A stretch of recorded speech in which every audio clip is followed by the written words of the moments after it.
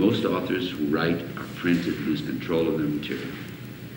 Beckett, at the age of 75, can come back to his and say, I want to change this, but only for this production.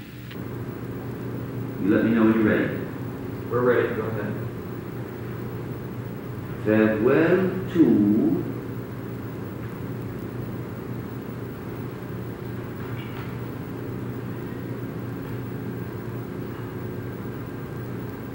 love.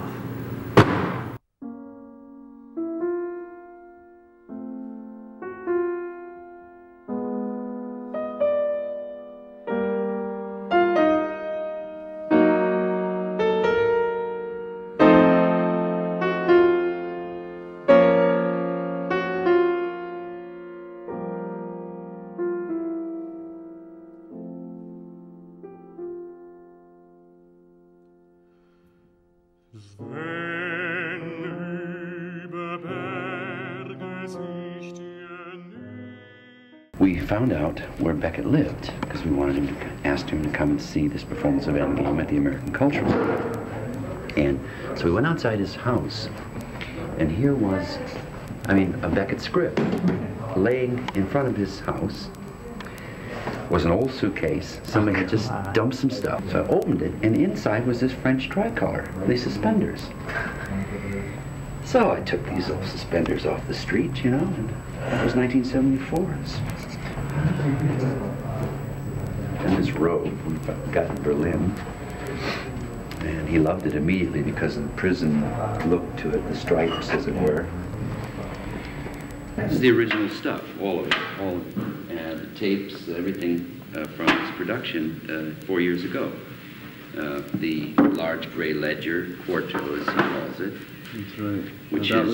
Which we got in Berlin. The designer was Richard Riddell, and so Beckett wanted a certain amount of dust to come out of it when it closed, so he had to glue it properly.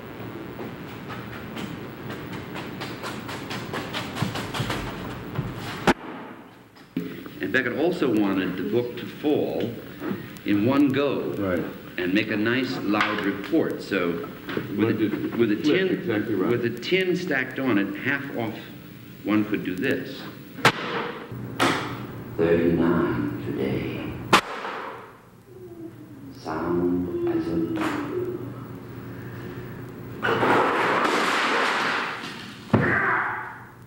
Well, the drawer here. This was the magic drawer. This was a very important part of Mr. Riddell had to deal with this in the construction of the thing. It had to sound exactly well, this is the original desk. This is the original desk of the original play. This had to sound exactly right when it slammed. This was one of the first things, one of the first technical problems that had to be solved.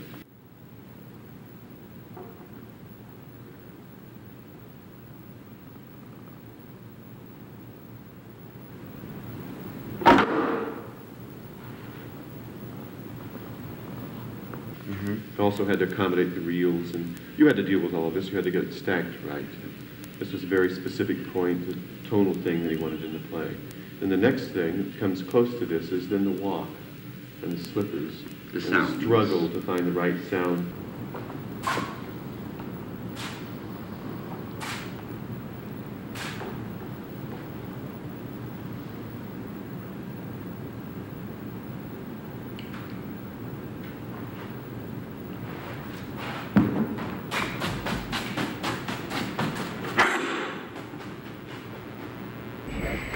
We tried everything on the soles to pick up the music of the play as part of the smaller sounds of it. And finally, on the day we were to open, he was still unhappy with these various things we tried out. So he said, well, what size are you? I told him. He said, well, I'll be right back. And when he came down from his atelier with these, tried them on, they fit. He said, well, tried them on the stage. And he said, that's it. That was the sound he wanted. He said, I've had them for 20 years. It's a fitting end to them. Here they are, they're a bit... They've walked many miles. After 250 performances, there's a lot of tape on the bottom at this point. A couple of generations of tape. But that's it. Beckett is not only a director of inches, but he is a musician, and he hears things in a special way. The shuffling sounds, the drawer sounds, the sounds of objects falling, but then a spatial relationship from, you know, this tonal environment. So that there would be periods of stillness, periods of violence, periods of poetry, vis-a-vis don't move whilst you're speaking. You can move and then speak, or speak and then move. That's part of the rhythmic structure of the play. And the contact with objects such as the ledger and the tin dropping, the response to that, and then an instant referral to his past life, closing it down and becoming enraged, sweeping the tins to the floor, striking out, you know, and attempting to attack the tapes. I mean, it's all part of the rhythmic structure of the play and the movement of the play. But after you have been, you know, structured, sculpted, made to move in certain ways, as a marionette would have to, or a puppet, you have to come back and finally find comfort at this table for the length of this play. So the inflections, the spoken inflections of the play, are the hardest things to maintain. One of the most mysterious moments in the play is the thing with the hind.